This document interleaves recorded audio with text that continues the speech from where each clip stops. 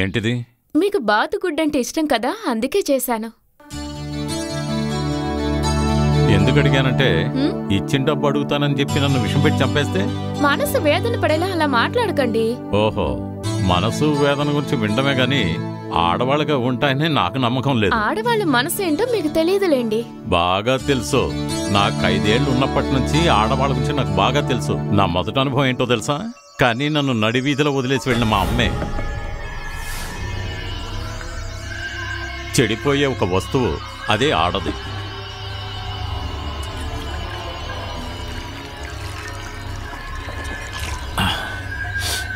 అవును, నీ మొగుడు పక్క వీధిలో ఎవరినో ఉంచుకున్నాడని విన్నాను, అది నిజమా? ఆయన ఎక్కడికైనా వెళ్ళని, ఏవైనా చేసుకొని, ఇల్లు వాకిలంటే ఇక్కడికి రాకుండా ఉంటే అదే చాలు. అదే ముఖ్యం. డబ్బు డబ్బు డబ్బు డబ్బు డబ్బు. డబ్బుకు లొంగంది ఏముంది చెప్పు చెప్పు, ఏది లొంగదో చెప్పు. అతని పేరు చెప్తే తిట్టరు కదా?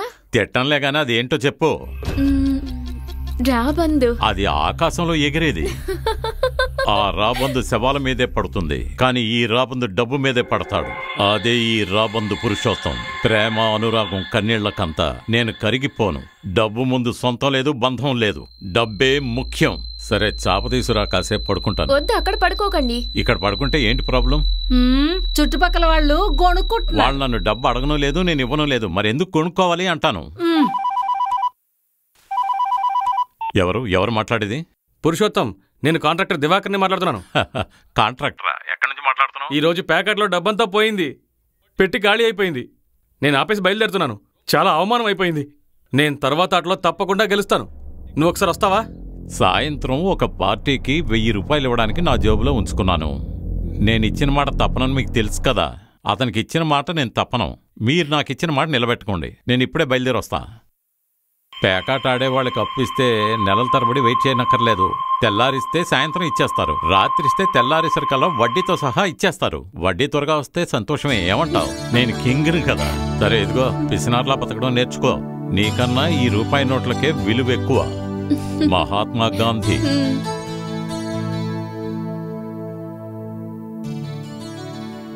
తీసుకో.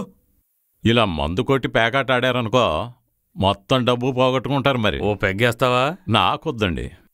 తాగితే డబ్బు పోతుంది, ఆరోగ్యం పోతుంది. దానికి గోపాలపట్నం గోవింద్ వచ్చారు కదా, ఆయనకి పోయిండి, ఆదరగొట్టేస్తాడు. నేనేమీ పచ్చి తాగుబోతును కాదు. నేనండం కాదు, ఊరంతా చెప్పుకుంటోంది. మీకు 1,00,000 రూపాయలు ఇస్తున్నాను, సాయంత్రానికల్లా ఇచ్చేయాలి. 2 చెక్ లీఫ్లు ఇవ్వండి. ఇంకో విషయం, మందు కొట్టకుండా పేకాట ఆడితేనే గెలవగలరు, అది గుర్తుపెట్టుకోండి. ఒక ముఖ్యమైన పని ఉంది, రిజిస్ట్రేషన్. చూస్తుంటే ఏరియా మొత్తం కొనేసేలా ఉన్నావే. ఏంటండి అలా అంటారు? నేనేదో చిన్నవాడిని. డబ్బులు ఎలా సంపాదించాలో వీడిని చూసి తెలుసుకోండి. మనకి మ్యాటర్ అవ్వాలంటే వీళ్ళంటి వాళ్ళే కరెక్ట్. మనకు అర్జెంట్ అయినప్పుడు వీళ్ళంటి వాళ్ళే డబ్బులు తెచ్చిస్తారు. మనము మన సొసైటీ అలాంటి పరిస్థితుల్లో చిక్కుకొని గీలగీలా కొట్టుకుంటున్నాం. అందుకనే ఇలాంటి యాంటీ సోషలిస్ట్ ఎదుగుతూ వస్తున్నారు. కష్టపడే వాళ్ళు ఎప్పుడు కష్టపడుతూనే ఉన్నారు. ఇండియా అంటే ఇంతే. For more updates, like, comment, subscribe to our channel. Hey darlings, గంటని click చేయడం మర్చిపోకండి.